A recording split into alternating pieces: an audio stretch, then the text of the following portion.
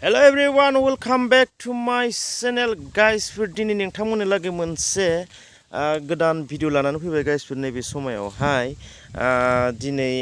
early in the morning सिखारबाय मोखां सुबाय हाथाय हुबाय किन्तु क्रिम लानाय जायाखै आरो ना guys फोर दा हाथाय साथाय सुनानै मोखां सिखां सुनानै साहा कापसे लोंनानै माने फोथारावहाय दुब्लियावहाय दुब्लि होनना फोथारावहाय माने मोसौ खानो फैदोंमोन आरोखि ब्रेकफास्टआथ' दैनो जाखांबाय जानाया बेनिफ्राय आं मा खालामनो नागिरदों पेट फुजा खालामनो नागिरदों गाइस पेट फुजा होनना बुंबाला मा मिथियो नोंसोर पेट फुजा होनबाला नैबेयावहाय आंनि सामफुनिखौ अलरेडि पेक खालामनाय जाबाय ओंखामखौहाय बेनिफ्राय बेखौ थाखोनखौहाय ओरै खोबनानै बेनिफ्राय बेखौ ओरै होनानै बेखौ दिंखासिगोन आरोखि आं सामफु जानो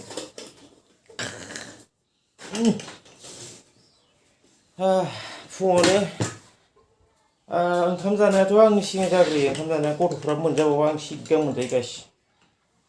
मालिक नालाय आं सिगां जाग्रोयो आरोखि उपाय गैया टाइम मथे टाइम 7:30 आव ओंखाम जायो आङो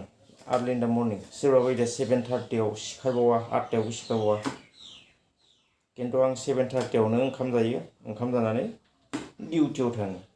दा 7:30 जाबाय नालाय ओंखाम जानोसै ओंखाम जानानै डिउटियाव गासैबो मोनफ्रोमबो टाइम थायो नङा होमबा सोरबा 8टायाव सिखारबा 8टायाव सिखारनानै 9टायाव ओंखाम जानानै 10टा बाजियाव गाव गाव खामानि मोनो दा आंबो 6टा 6:30 सिखारनानै माखासे न'नि खामानिफोरखौ मावला मावसि मावबाय ओंख्रियाबो नै माबानि बेंगलर तामिलफोरनिसो साम्बार होनना ताम्बार होनना बुङो लागायनोसै जानोसै जाला जासि जानानै फटाफट थांसै एक्सुवेलि कन्टेन्टआ एसेबां मोजां नङालै गाइस ओरैनो जास्ट टाइम पास मा खालामनो उपाय गैया थांग्रा बुंना होयो वाच टाइमनि थाखाय जिखुनु दिनाव मोनसेल' भिडिअ खालामनांगौ जायो गाइसफोर मा होनो आरो गासैबो साबस्क्राइबारफोरनिसिम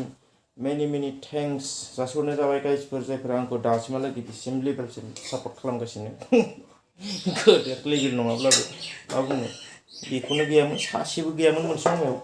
सासेबो बे समाव 100 जन जाबा हामसिगौ भिडिअ खालामनो एसे गोसोफ्रा थिग जागौ सानो दा 100 जन 200 जन 300 जन बारलांबाय बेनिफ्राय मा जायो माला 1000 जागोन 1000 जाब्ला माला 10,000 जागोन मा बुंनो सोर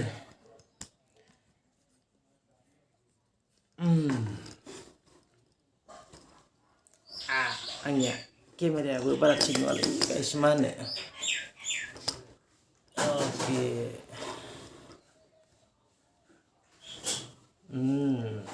बिदिखौ जादो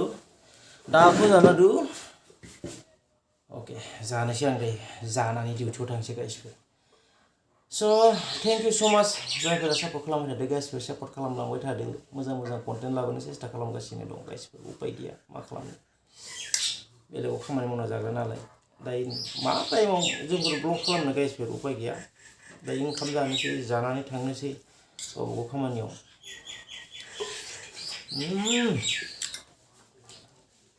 बोरैबा गोथाव संनो दंसोंलै दिनै हिन्जावआ फुङाव आंखि हिन्जावनि ओंखाम खुरनाय मोनजाया आं गाइसफोर गावनो खुरना जानांगौ जायो उपाय गैया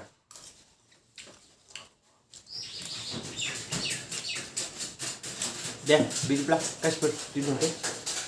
चेनेलफोराव गोदानबा साबस्क्राइब खालामनानै होदो सापर्ट खालामलांबाय थादो